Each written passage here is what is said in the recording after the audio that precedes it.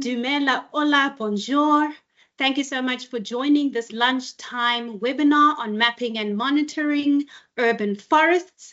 I am Rabetso Masombuka from the city of Johannesburg, the world-class African city. And it is an absolute honor and privilege to be your moderator today. As I have introduced myself, it's only fitting that you as participants do the same. I'd ask that you please use the chat function to write your name and surname and organization and where you're joining us from this African continent or abroad. As we do that, just so that we get a sense of who's in the room with us today. As you're doing that, I'd like to give you a bit of a brief background into this webinar. So in March of this year, the city of Johannesburg proudly hosted delegates from all over the African continent for the second Regional African Forum on Urban Forests, and we were extremely grateful to our organizers, namely the Food and Agriculture Organization of the United Nations, FAO, and the United Nations Human Settlement Program of the UN Habitat, and the Center on African Public Spaces, which is situated in our very own Johannesburg City Parks and Zoo. And all of these organizers were vital in ensuring the success of this program and the forum. Now, the forum had a number of conference themes, but the main aim of the forum was to explore the role that our urban forests can play in shaping the future resilience of our African cities. And it mainly focused on three key themes, with the first being climate-proofing African cities, the second being the contribution that our urban forests have to our overall health and well-being of city inhabitants, but also the financial challenges and opportunities in creating a business case for our urban forests. And that, ladies and gentlemen, brought us to the rationale for today's webinar, given that over the 4-day conference, there was one concern that kept coming up, and that was the need for data and research in order to guide planning, management, and the long-term success of our urban greening efforts throughout the different African cities. So in the words of one of our great speakers today, Daniel Pade, data is key, otherwise you only have an opinion. And that led us to the choice for today's webinar as a direct response to the call for data capturing and knowledge and skills that was informed by the overwhelming popularity of one of the conference side sessions that introduced to all of us the open source data tools for evidence mapping at a local level. So the organizers heard you, and we are back to give you another glimpse of that and to share that information. But from the city of Johannesburg, we have a bigger and broader plan, and we have been partnering with a number of organizations, including the World Resource Institute and the the International Institute for Sustainable Development, IISD, as part of the Scaling Urban Nature-Based Solutions for Climate Adaptation in the Sub-Saharan Africa that is funded by the Global Affairs of Canada, where we're introducing a number of green initiatives and strategies as part of the work that the city is producing. So today marks the first of a series of capacity building webinars where we aim to host through the Center of African Public Spaces, in our commitment to develop and implement responsive urban climate strategies. So I am absolutely enthusiastic by the response in today's webinar, and it is a clear indication for the need of open access training workshops. And I'm delighted that we have participants from all over our neighboring countries, and even as far abroad as Central Africa and Tunisia, and China, India, Mexico, Colombia, Germany have all shown interest. So a warm welcome to each and every one of you today. So firstly, I'd like to also extend a big thank you to the Urban and Municipal Development Fund of the African Development Fund group who have supported us in this webinar. And we have one of those representatives here today, and I have the privilege of introducing to you all of our speakers today. Their bios are in front of your screen. So first, I'd also like for them to show their faces so that you can see who it is I am talking about. The first speaker that we have today is Ms. Darlene Tochnia, who is the coordinator and for the Urban and Municipal Development Fund for the African Development Bank. A very warm welcome to you. Next, we have Dr. Jorge Patino, who is a geographic scientist and policy analyst for the OECD, Sahel and West Africa Club. Next, we have Ms. Mpho Sadiki, who is an Earth observation data scientist from Digital Earth Africa. Welcome to you and thank you for joining us. Next, we have Mr. Daniel Pade, who is an urban forester, ecologist, and spatial analyst for the Kampala Capital City Authority. And last but definitely not least, we have Ms. Ayanda Roji, who is the convener for the Center of African Public Spaces for the City Parks and Zoo. So ladies and gentlemen, we have a wealth of knowledge in our speakers, and we'd like to get straight into it. And I'm sure you don't want to hear from me, you want to hear from our panel of experts. But first, I'd like for us to have a message from the Urban and Municipal Development Fund. Ms. Darlene, over to you. I'm most grateful for this opportunity to welcome you to this important webinar on the mapping urban forest. As you say, my name is Darlene Tochnia. I'm the coordinator of the Urban and Municipal Development Fund at the African Development Bank. Stand for usually say UMDF.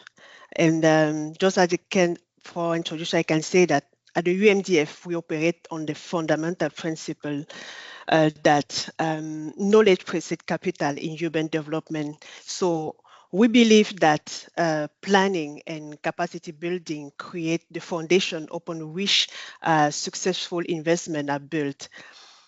UMDF as a way of introduction was established by the African Development Bank in 2019 with the mission to address the urgent challenges facing African cities by providing essential technical assistance and project preparation support. So recognizing the value of shared learning, we have established within the fund the Africa City Network, which is an initiative connecting municipalities across continent to exchange knowledge, experience, and best practices. So this webinar represent a critical part of our approach, creating opportunity for you to listen to and also interact with experts who are solving real urban challenges. This knowledge sharing platform allows us to collectively address the complex issue facing African cities.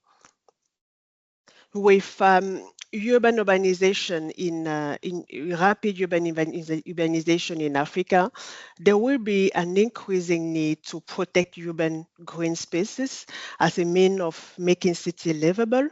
And this is one of the UMDF key objectives. So urban green spaces improve air, water quality, enhance biodiversity, and also reduce urban heat.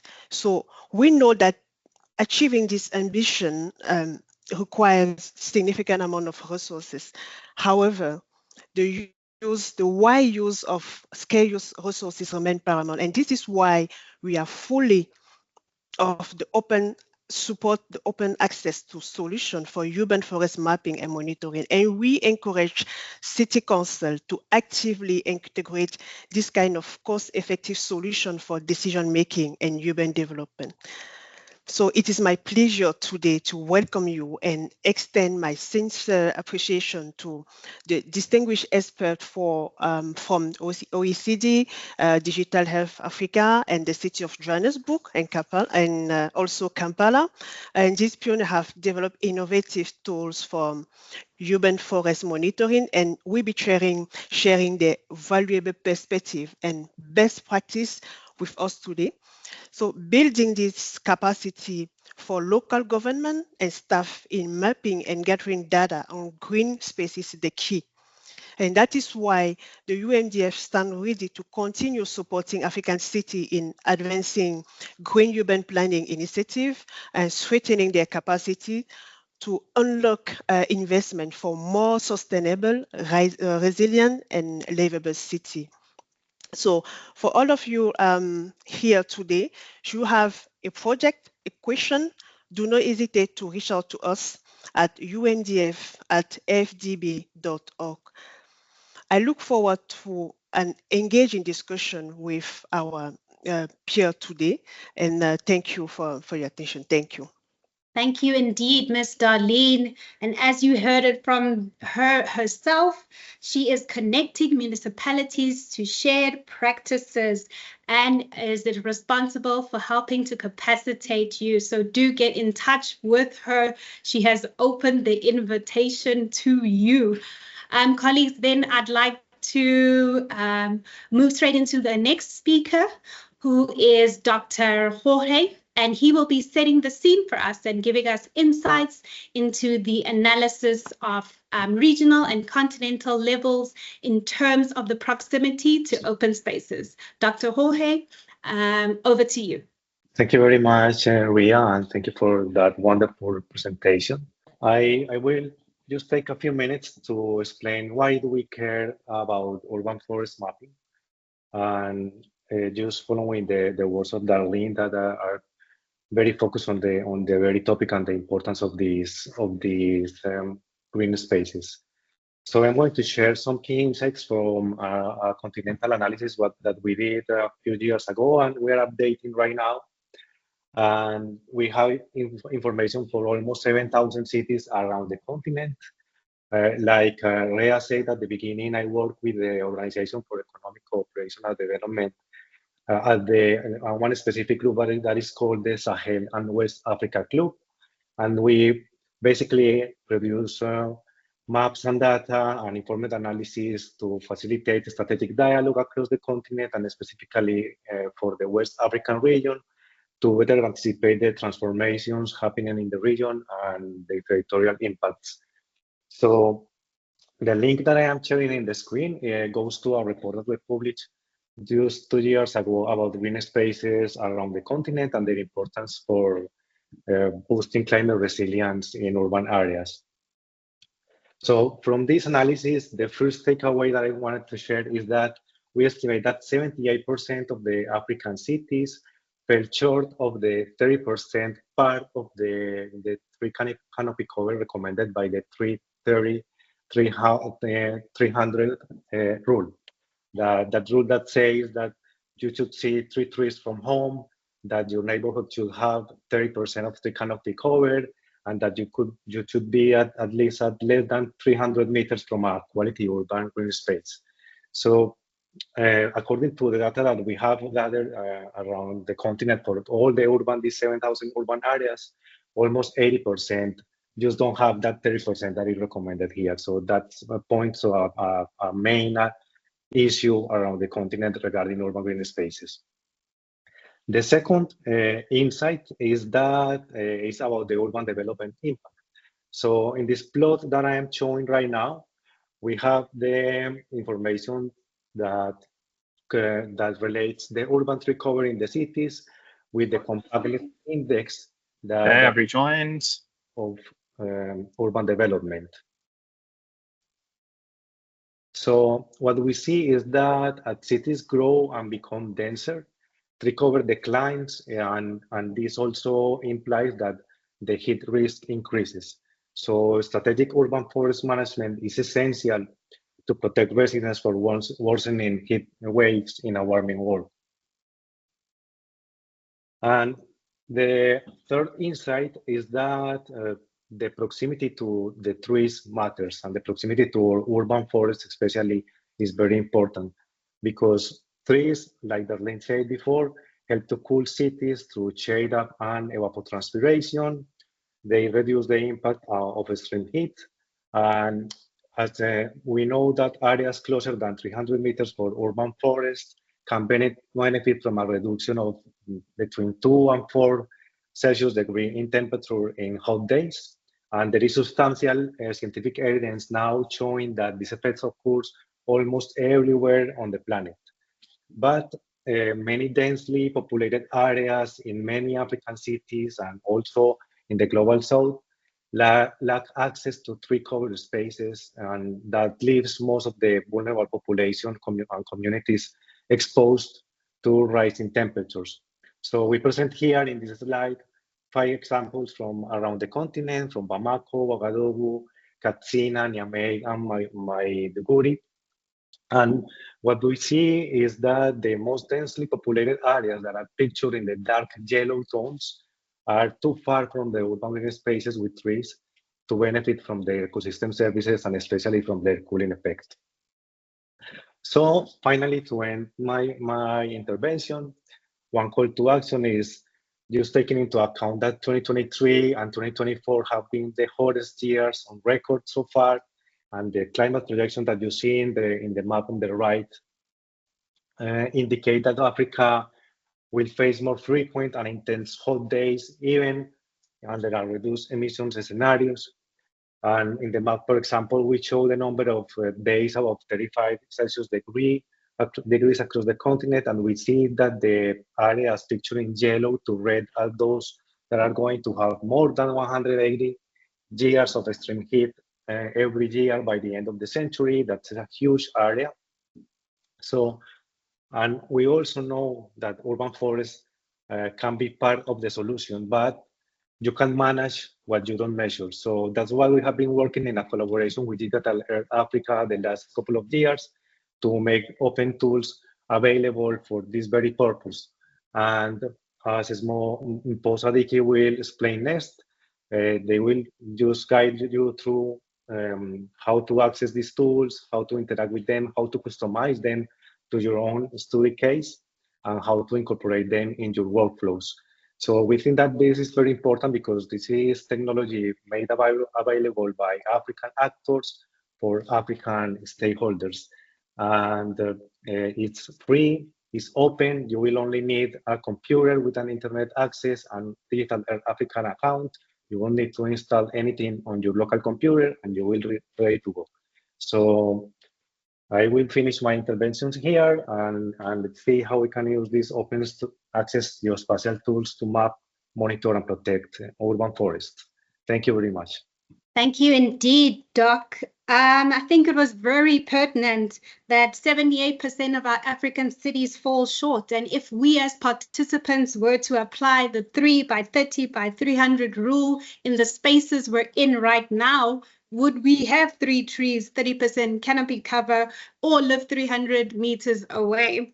And I like that parting short with that we can't manage what we don't measure. That was a great intro and great setting the scene. Next, I'd like to also invite participants, if you have a question for the good doctor, please do use the Q&A function and put those comments or questions in the Q&A box. Next, I'd like to hand over to Ms. Sadiki, who will give us a presentation of the suite of interactive notebooks designed to demonstrate urban forest monitoring capabilities. Ms. Sadiki, over to you. Hello, everyone. Thank you so much for this opportunity to present today. As the scene has already been set, I'm from Digital Earth Africa.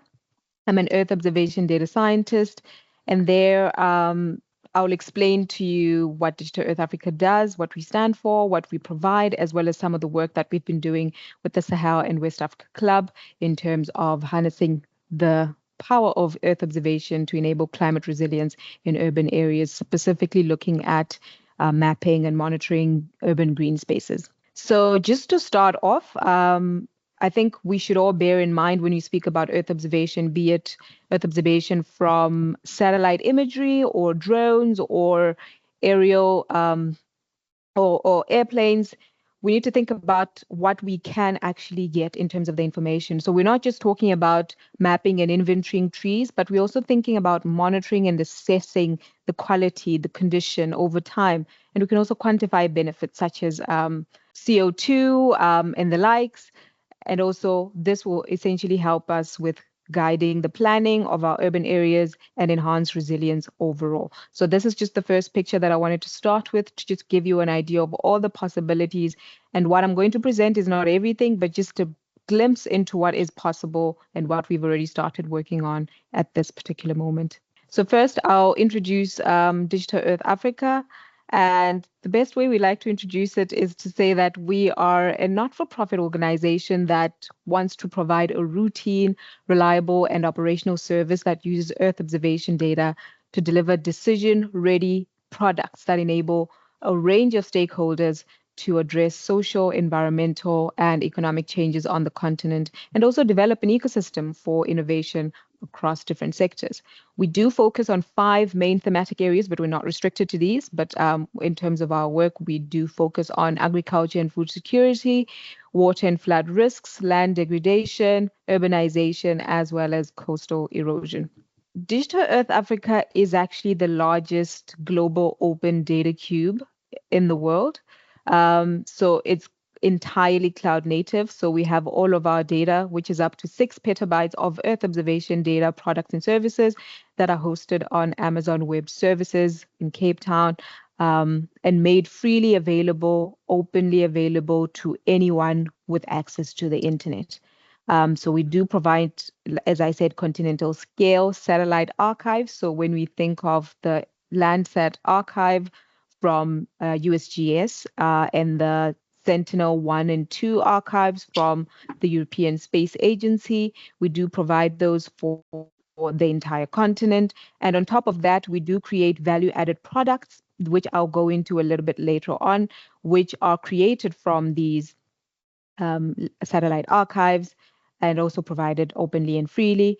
But in addition to that, we do provide access to external data sets that we did not necessarily create and are not the original satellite data, such as the data that I will show you from the Sahel and West Africa Club, just to make sure that access to this data is easy for everyone on the continent. And something that's very important with Digital Earth Africa is that everything is completely free, even if you use it for commercial use, be it the data that we provide, the services that we provide, as well as the computing environment that we provide. You can use it openly and freely, even for commercial use. And with our continental scale services, everything is open, but we're also open in terms of the code that we use to create them. So that is also available to you to do with that what you'd like. And we do rely on code design. So we don't just create products by ourselves at Digital Earth Africa. We do liaise with our stakeholders across the continent to try and find out what are the needs and what do we need to actually curate for the people of Africa. And we provide an extensive library of analysis tools and training materials that support climate action, as well as a capacity building program that we have available to facilitate trainings and teaching of the materials that we have available. And we do that through different interfaces to respond to different needs of people, including a free online learning platform and a help desk. So the whole point is to take that raw satellite imagery and provide it as insights that people can use for decision making. So that is the whole point of Digital Earth Africa. And as you can see here on the screen, we do support some of the sustainable development goals, including zero hunger, clean water and sanitation, as well as the others that you can see there.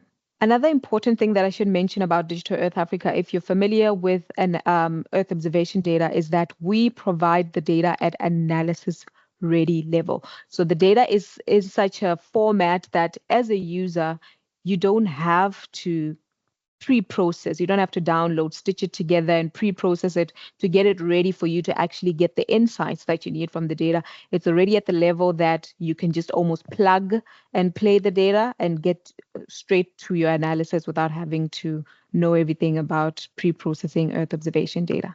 One of our biggest offerings is the continental services that we have. So these are services that we hope can empower climate action. To provide locally relevant information and insights to support or to address different challenges. And we provide, as the name suggests, they're continental, so they are available for the entire continent of Africa. And these are just a few examples of what we have available, such as our flagship, or the very first one that we ever created, which was the water observation from space, which looked at open water bodies across the continent, measuring them over time using the Landsat archive. So going back to 1984 in some parts of the continent, which we later translated into the Water Bodies Monitoring Service, which I'll also showcase a little bit later on. But we also have a coastline monitoring service, fractional cover, cropland extent. And for those who know the issues of using optical Earth observation data and the issues of cloud, they would appreciate what we call the geomads. So these are geomedians or cloud-free composites at various scales of time. We have them at a rolling monthly, semi-annual, so an image for January to June and July to December, as well as an annual geomedian. So these basically just give you a cloud-free composite image for the entire continent. So wherever you are in Africa, you can get a cloud-free image at those various timescales. And as I said earlier, we are all about co-development of services. We have different partners across the continent that we work with, and we're always open to having more. So if anyone here is interested, please reach out to us. But we do use this process of co-development where we prototype, release a beta product, have inputs come in, and continuously improve our products through that kind of feedback loop. I already spoke about this earlier, but this is just so you can see what I mean by the GeoMad cloud-free composites. I like to highlight these because they're very important. They give you that cloud-free image that you can use for your analysis. And as I said, they're available for both Sentinel-1, Sentinel-2, and Landsat at 3 timescale rolling monthly, which means that for a month, we use 3 months, the one before the current month and the one after, to create a cloud-free image for that particular month. And we have the semi-annual and the annual geomads as well. The water bodies, which I also spoke about briefly, comes from the water observation from space product. I said the water observation from space product looks at open water bodies, just almost tracking them over time, seeing how they change from Landsat scenes. What we then did was create the water bodies from that product, which delineated the boundaries of all these water bodies that we're able to capture from the water observation from space product, which we call WAFs. So using the maximum extent in the entire lifetime, or in the time frame that we have for that particular water body, we're able to get a polygon of that water body of interest. And in total, we have over 700,000 individual polygons of water bodies that cover the entire continent of Africa. And for each one, you're able to get a time series graph. So you wouldn't have to go and analyze the data to find out how that particular water body has been changing since the 1980s or within this year. You would have that time series available to you just by clicking through our maps platform. So you would have something that looks like this. This is available for all 700,000. So that takes away the need for you to go in and do analysis. You can rather just click on a water body of interest and get this information and make your decisions. The other one that I like to highlight is the Coastal Monitoring Service. So this is a service that gives you hotspots of change along the entire coast of Africa. It gives you rates of change as well as the average yearly or annual shorelines for the entire shoreline of Africa. So all, I believe, 38 countries that have a shoreline are included in this particular product. So you would be able to also view this. You don't have to do any analysis. This information is readily available to you. But of course, you need to access all of this data somehow, and we have various platforms. And the easiest one that all of us could even go on to right now is what we call the Digital Earth Africa Maps platform. So this is a website. It's a map-based interaction with the Digital Earth Africa products and services. So all the products, all 6 petabytes of data that we host on our data cube, you can access through this website. You don't need to log on to anything. You can just, if you have your phone, or scan that QR code or go to maps.digitalearth.africa.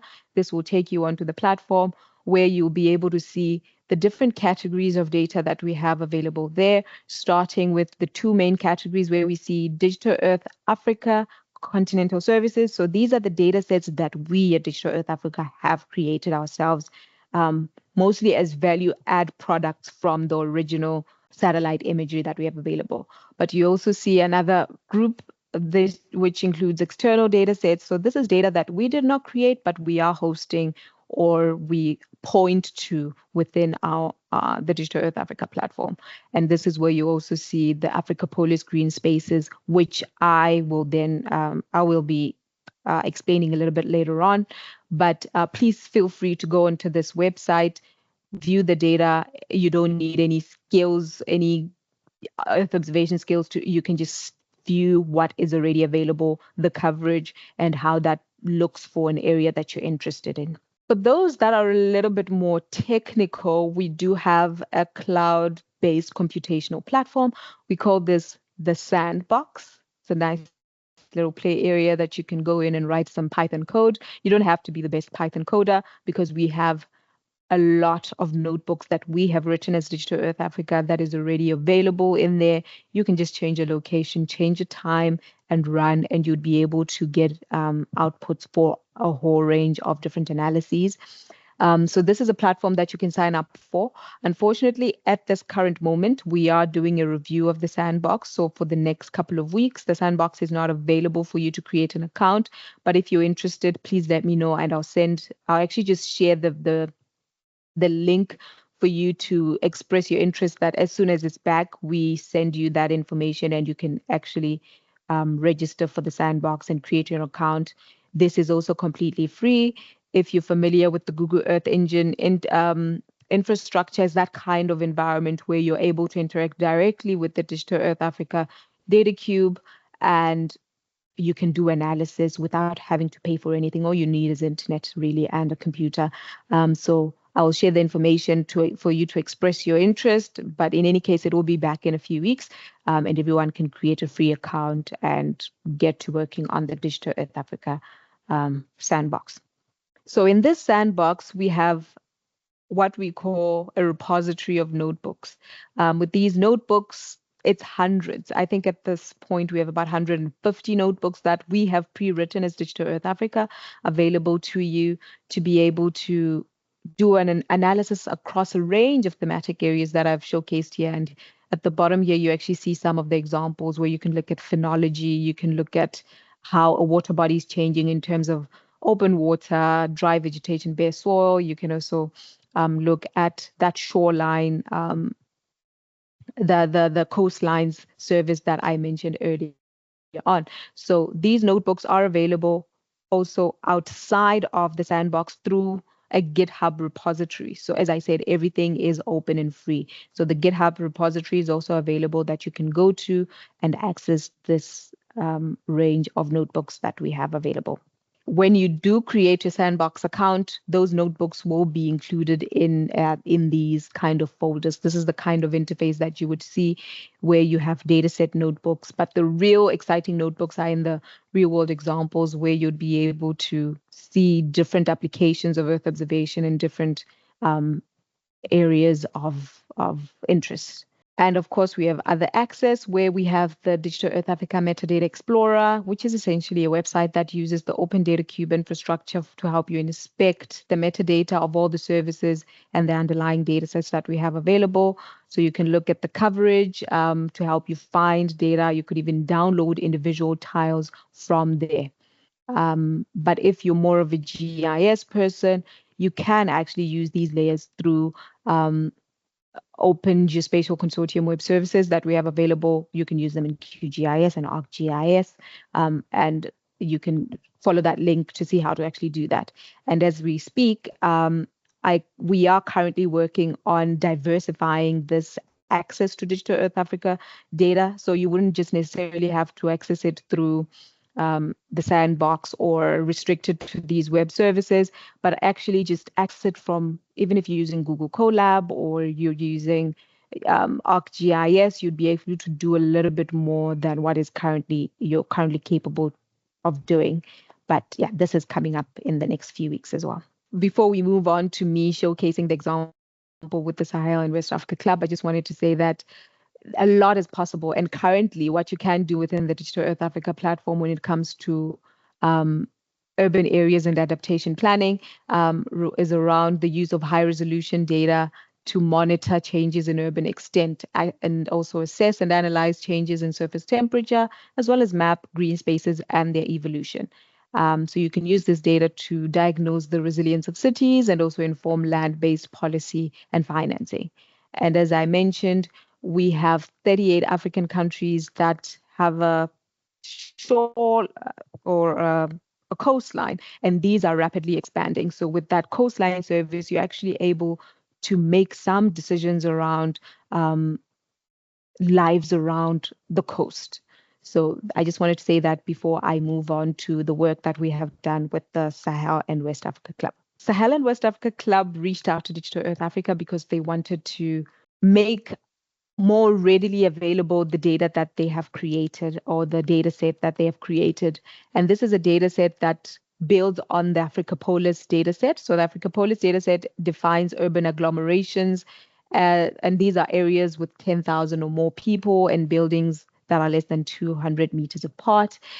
So they've built on this brilliant data set that exists for the entire continent to include green space indicators. And to do that, they've used the boundaries for the Africapolis from 2015 and 2020, as well as the ESA World Cover 2020 and 2021 to classify green spaces. This is just to pull out areas of grassland, trees, and shrublands, and then sort of determine the percentage of green space is determined by dividing the total green area. So the green area is the grassland, trees, and shrublands by the urban footprint. So that is by the area of the urban agglomeration from Africapolis.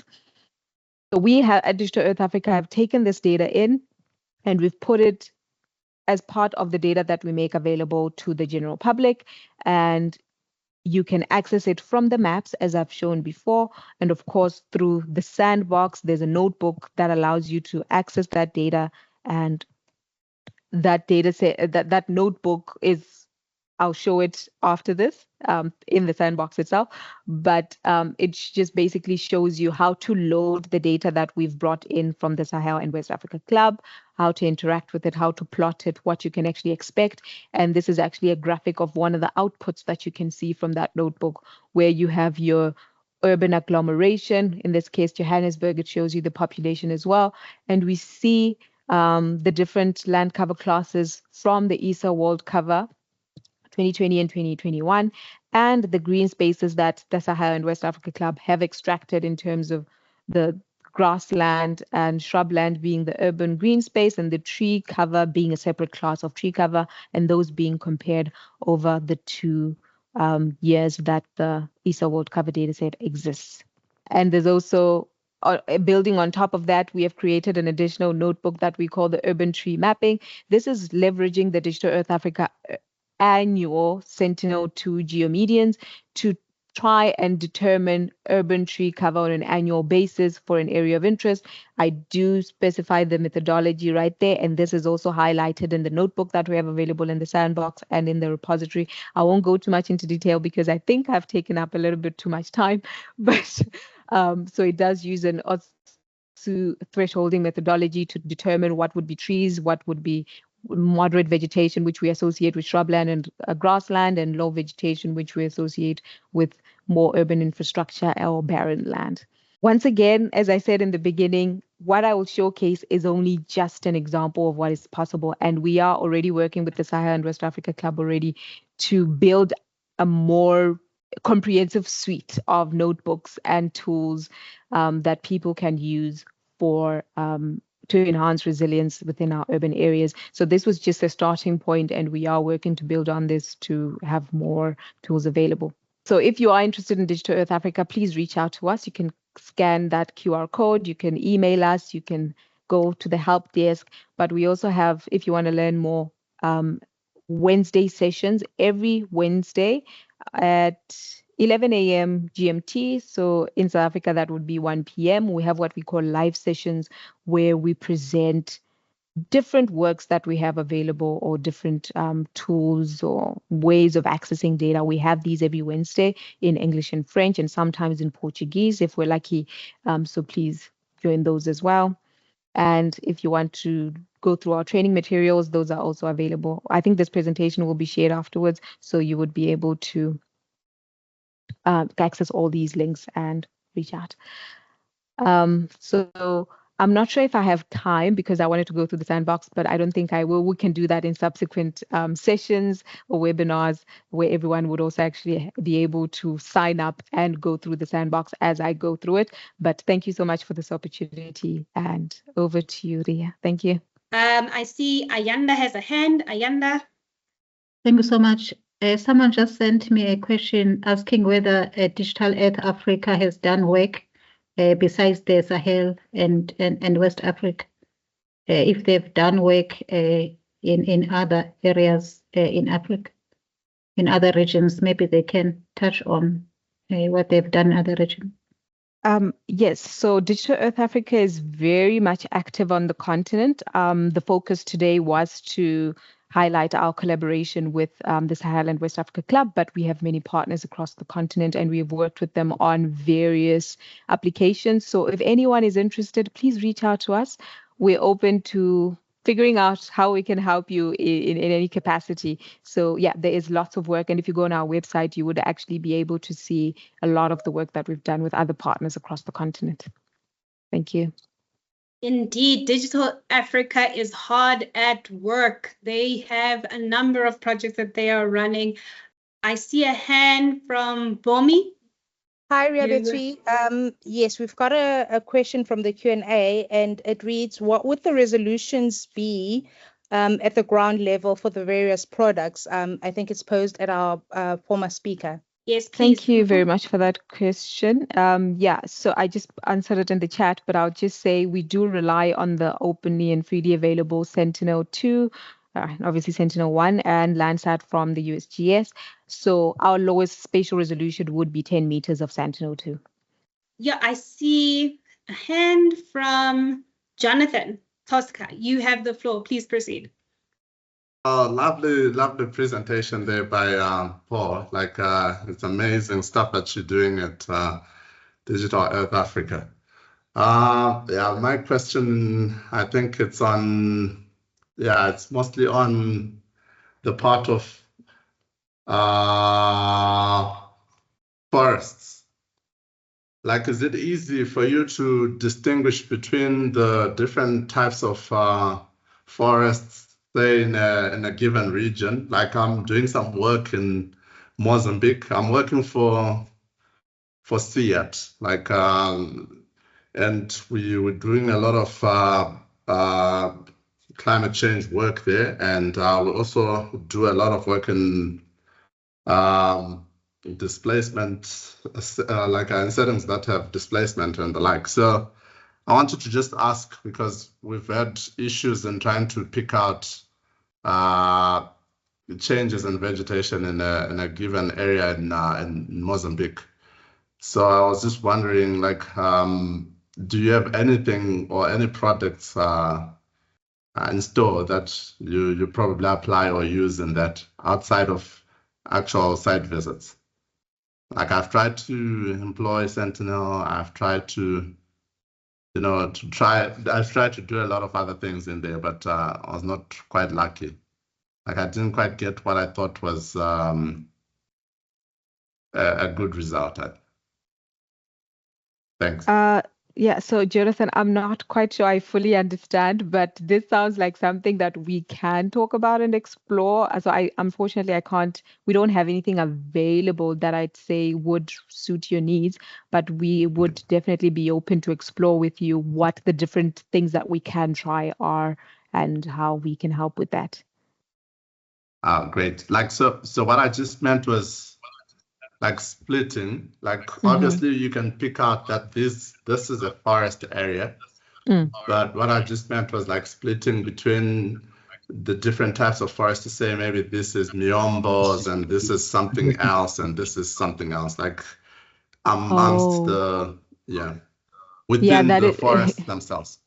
Yeah, I'm not sure if we'd be able to do that at 10 meters of Sentinel, but I'm also not like a forest person, so I might not be completely, the right person to tell you this, but I would be happy for us to explore and look at what exactly we can achieve if you're okay with that. Great stuff. Thank you so much. Yeah, with Sentinel, I think it's not possible. So I was just wondering like if you had anything that can enhance that, but thank you so much. Okay. Thank you. Thank you indeed. It is always eye-opening, mind-boggling what Digital Earth Africa has to share and show us. And if you're not impressed, then you are definitely in the wrong room. And I think it is crucial what she said, that the data is free and it's geared towards the African continent. All you have to do is access the various platforms and get in touch with Digital Earth Africa.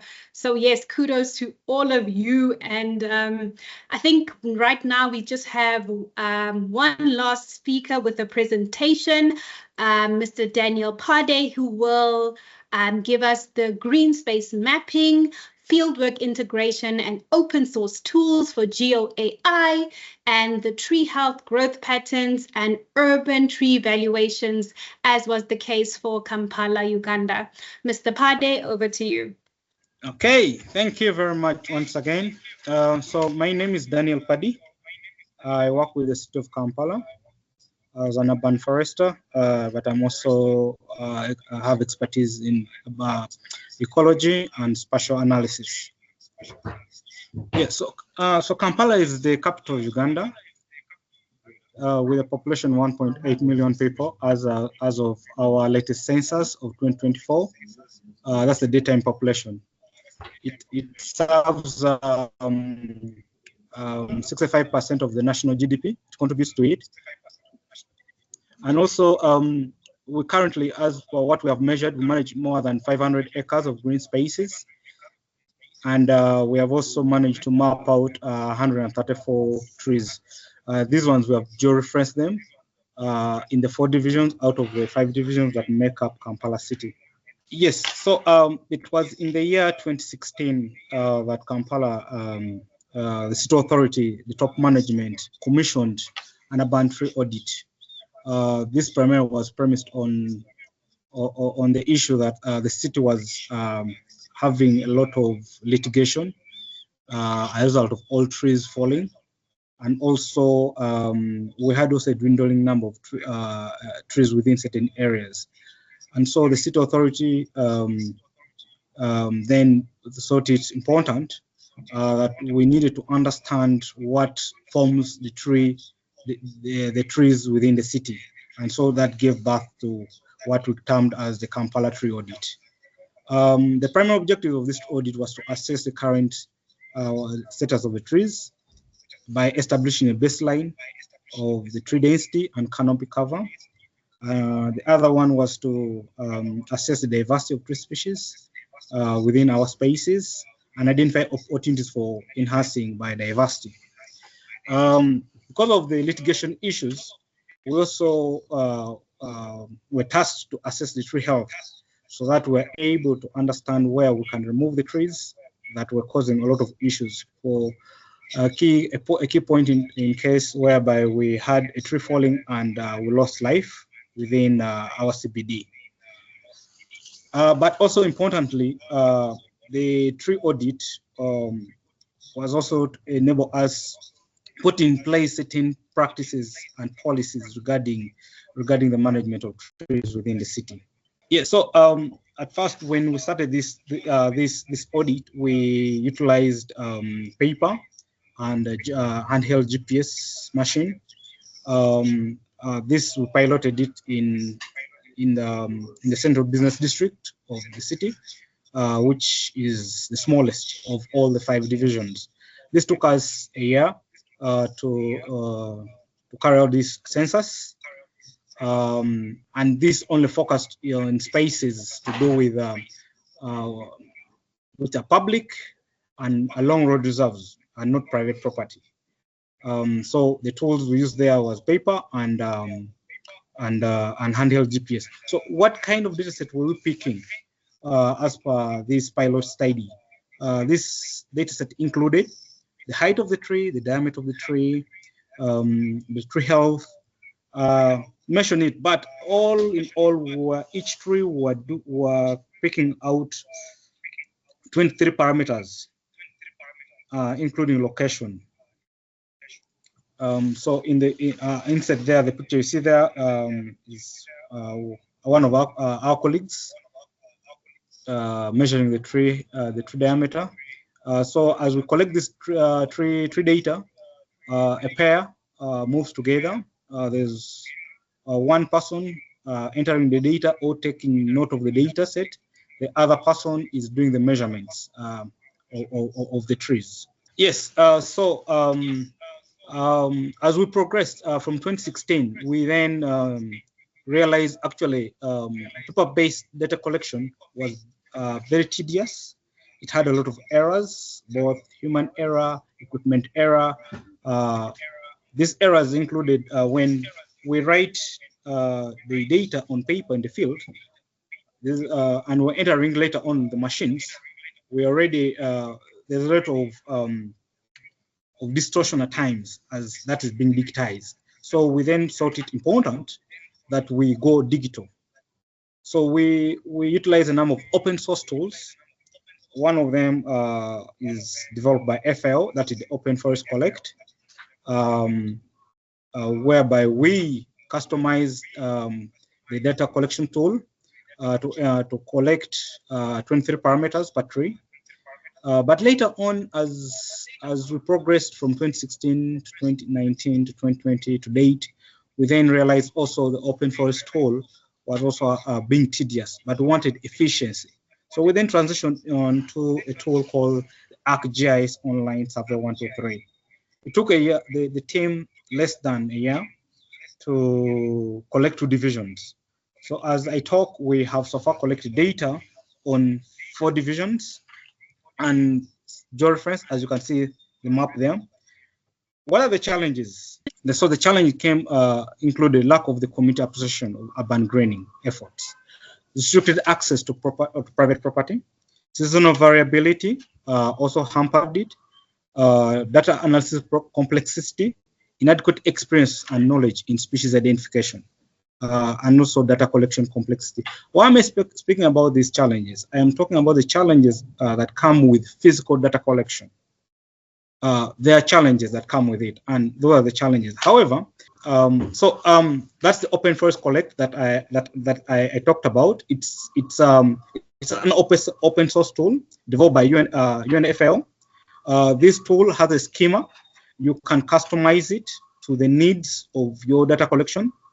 Then the Survey 123. The Survey 123 is an Esri product that is embedded in ArcGIS.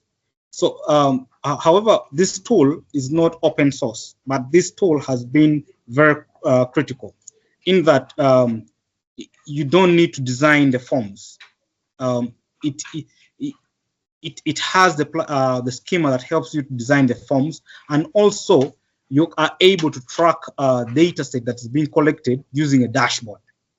So this comes with, of course, a license, but there are other tools that include Kobo Collect that are open source that can be utilized for tree inventory / tree audit as well.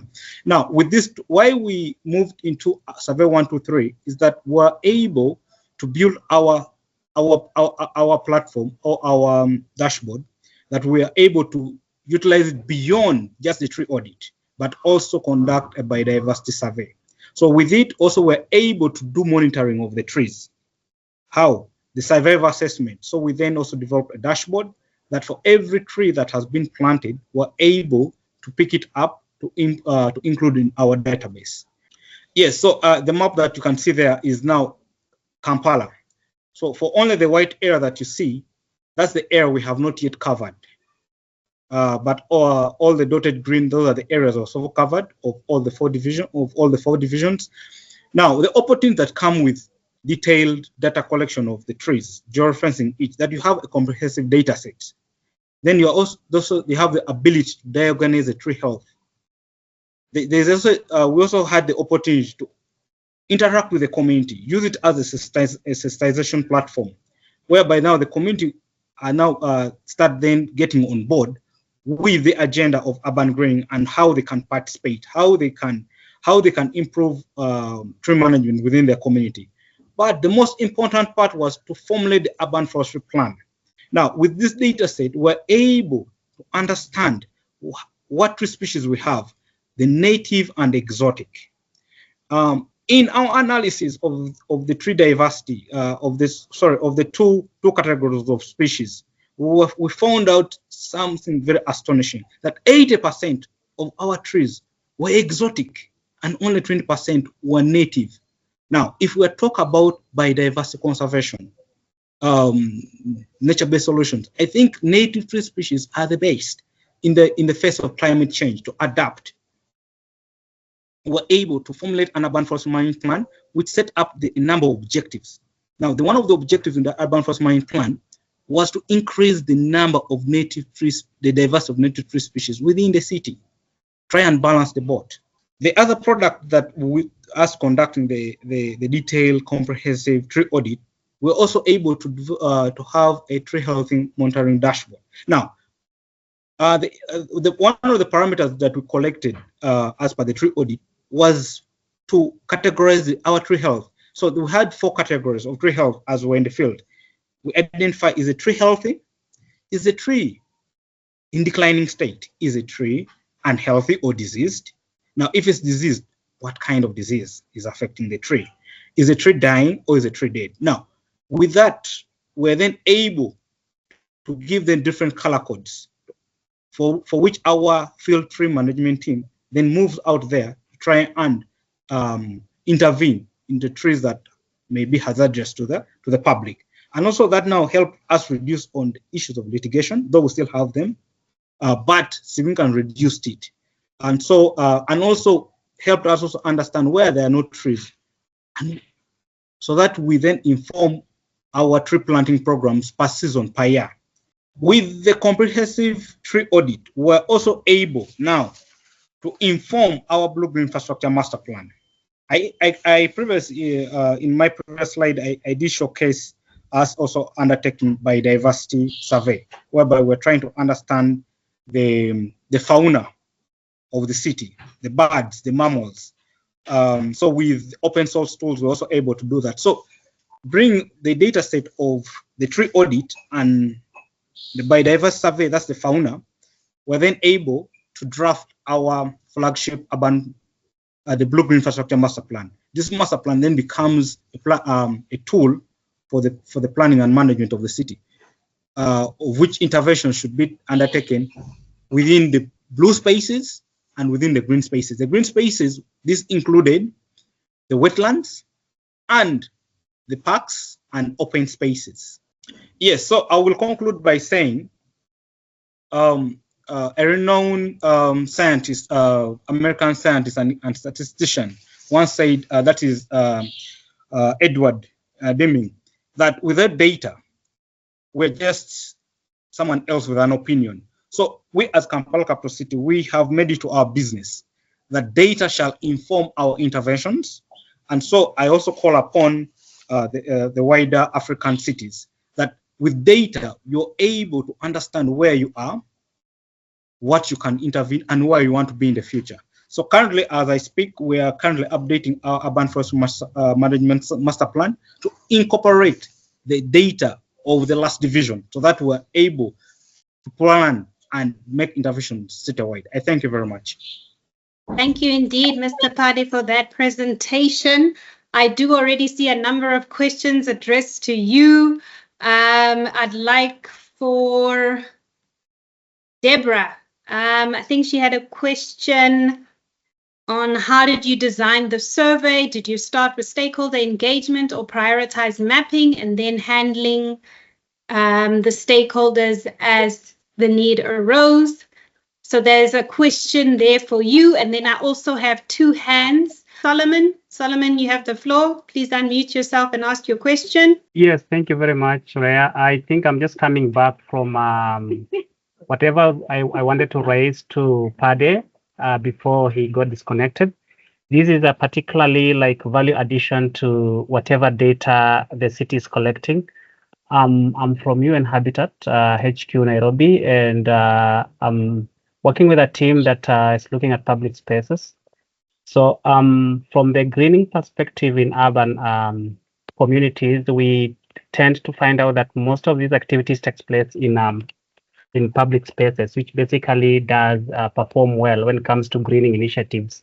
I don't know if Kampala has gotten to that extent of maybe classifying further the trees or maybe the vegetation cover that they are trying to like improve in those categories of maybe public spaces or maybe private areas and so on, riverine areas and so on, just to understand where these activities are doing quite well.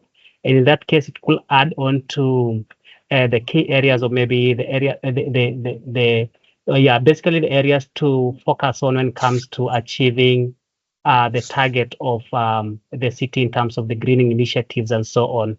So that could be like also another way of thinking about it, because in most of the cities we've looked at initiatives in public spaces where communities actually come together and do some greening, of course, with the help of the local authorities. And just wanted to know if that is the direction also the city of Kampala is taking in terms of achieving its greening targets. Thank you. Is that Richard speaking? Yes, this is Richard speaking. Am I able to be heard? Yes, please do keep it brief so that Mr. Pade can address the three questions. Thank you. Okay, good afternoon, colleagues. My name is Baguma Richard Ruatoro. I'm based in Kampala here. We are lawyers in energy, sustainability, and other innovations related to infrastructure. My question to my brother Pade is, as lawyers, we're interested in accountability. We follow forestry debate all over the continent. Purposes of this record, yesterday we were having a sector update from the Ministry of Water and Environment on forestry. We also attended another training on using the Kobo Collect tool that my brother Pade was talking about. In Uganda, Kampala particularly, sadly, the open green spaces have not been democratized. For instance, I will tell you about what we call the constitutional square, even in the meaning of the law, is cordoned off by the military and the police. So people do not freely enter those places because they are cordoned off. They are being enjoyed by only the security forces. That is something that KCCA needs to address, and we are considering public interest litigation in that regard. So I will be having a meeting with Pade in his office. It is just a stone throw away from my office. Secondly, those that are free are bastions of criminality. Literally, you see thugs lying there smoking weed in the day. No sane individual would want to sit near there. And that one is just a few meters away from my brother Pade's office. He knows it's what we call the railway square. And a few others. Those are key questions that we need our brothers to look at. And I want to thank my Kenyan colleagues. I want Pade to visit Karura Forest in Nairobi and learn a few things from there. All right. Thank you so much, Richard. I'm going to have to stop you there. Mr. Pade, you have three questions. Kindly respond to that. Thank you. So yes, I'll address the questions for how if we engage the community in this participation from the community. Yes, yes, that is very true, and the community are very key in are very important in this effort. Why do I say so? If it wasn't for the local community, that is the LOC1, the leaders, we wouldn't be able to have undertaken the inventory anywhere in this city. And so we, through the local chairpersons, were able first to engage the grassroots local community to be a part of the audit. Yes, the other thing, as we develop these policy tools, for example, the Kampala Green Infrastructure Ordinance, the Kampala Blue Green Infrastructure Master Plan, all the stakeholder engagements, the community were totally involved, both at political level, at civil society, and their local representatives, the LOC ones, were they are always all invited in these workshops. Yes, my brother there from the legal fraternity. Yes, we agree. For every city, there are challenges, especially with how we manage green spaces, and Kampala is not unique to it. But what we as a city pledge is to improve each and every day on how we manage these spaces. We don't have very many parks within the city, so how we utilize these spaces matter. Yes, our brothers in the security circles have, of course, utilized the upper part of Constitutional Square. That one is true.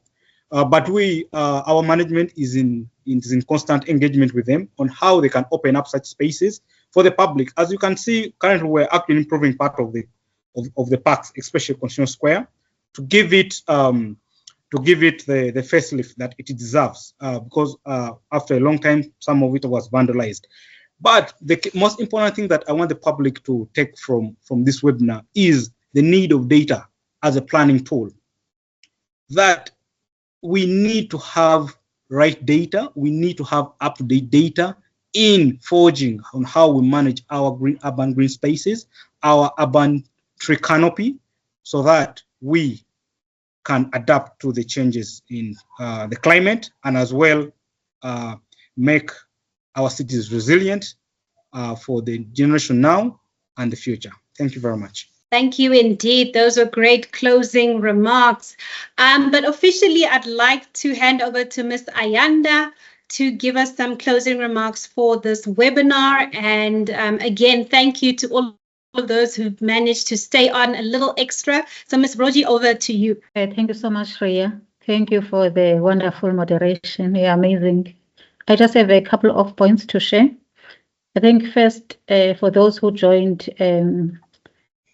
us after Rhea has done the opening remarks, she mentioned that this webinar is a continuation of the discussions from the Second African Forum on Urban Forest, the conference that was held in March.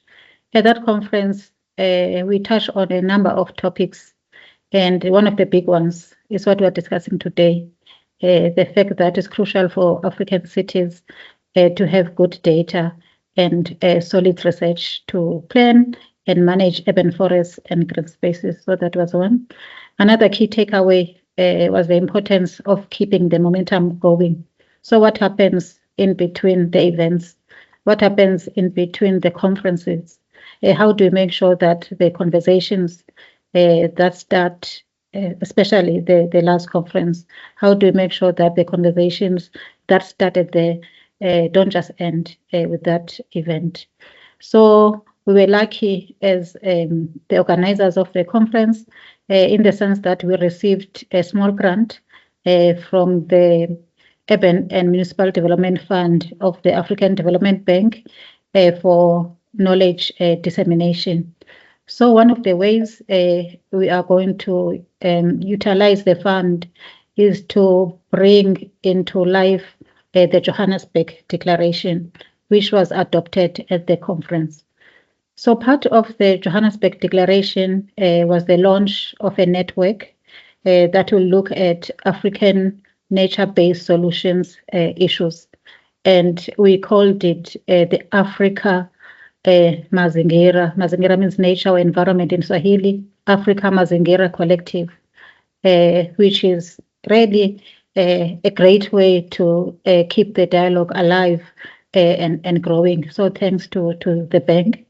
So as the city of Johannesburg, which was the local organizer of the conference, together with the partners that helped us to host it, which is the FAO and UN Habitat and the Center on African Public Spaces. We decided to start with this webinar.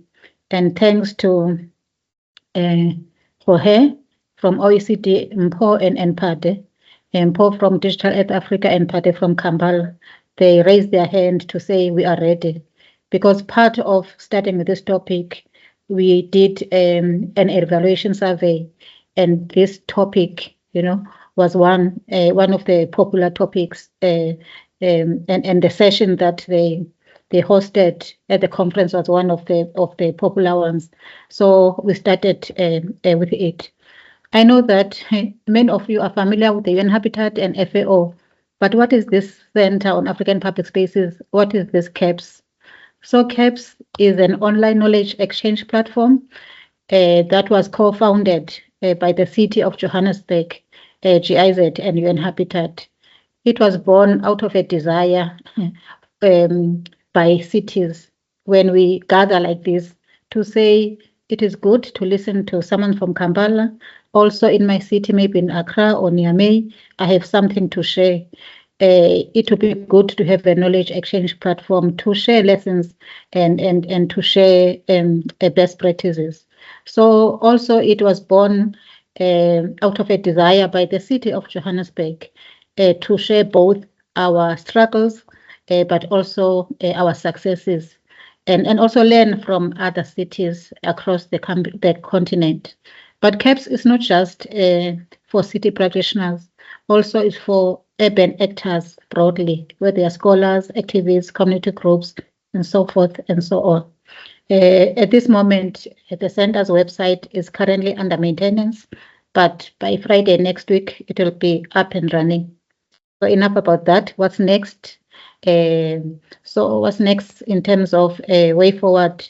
We'll be sharing a newsletter soon with the highlights from the conference. And we will also be sharing a quick recap of today's discussion and some updates as well in terms of like what are some of the upcoming sessions. We ask you when you are registering, what topics would you want to explore? So there are a number of them. Others around food justice, others around green finance, others around how do we involve communities in tree planting and issues around biodiversity and so forth and so on. So we'll talk about the upcoming sessions, but also we'll talk about how do we launch this Africa Mazingira Collective. We want to launch a digital platform. So AFDB has helped us in terms of making sure that we have that. So we're working on that. So if you have signed up to be part of the database, that's good. If you have opted not to, please feel free to email us. And then lastly, a big thank you to Ria, Jorge, Darlene, Daniel, Mpo, for really availing yourselves and for your insightful inputs. And to the organizers of the AFUF, the City of Johannesburg, especially Johannesburg City Parks and Zoo, the FAO, UN Habitat, and CAPS. And there are people that have been helping us as the city to set up this website. Thank you, Tandy. Thank you, Kathy. Thank you, Bomi. Thank you, David and Tim, and other people. And we are happy and we are going to keep in touch in terms of what is coming next. Thank you so much, Asante-san. Thank you indeed. Always great to have closing remarks from Ms. Roji. So I hope all of our participants have been informed and excited and empowered to make use of all of the tools available to enable you to map and monitor our urban forests. And we take urban greening forward within our various respective parts of the African continent. It has been an absolute pleasure to be your moderator. You have been a great audience, patient, insightful, and see you at the next learning webinar. Take care and God bless.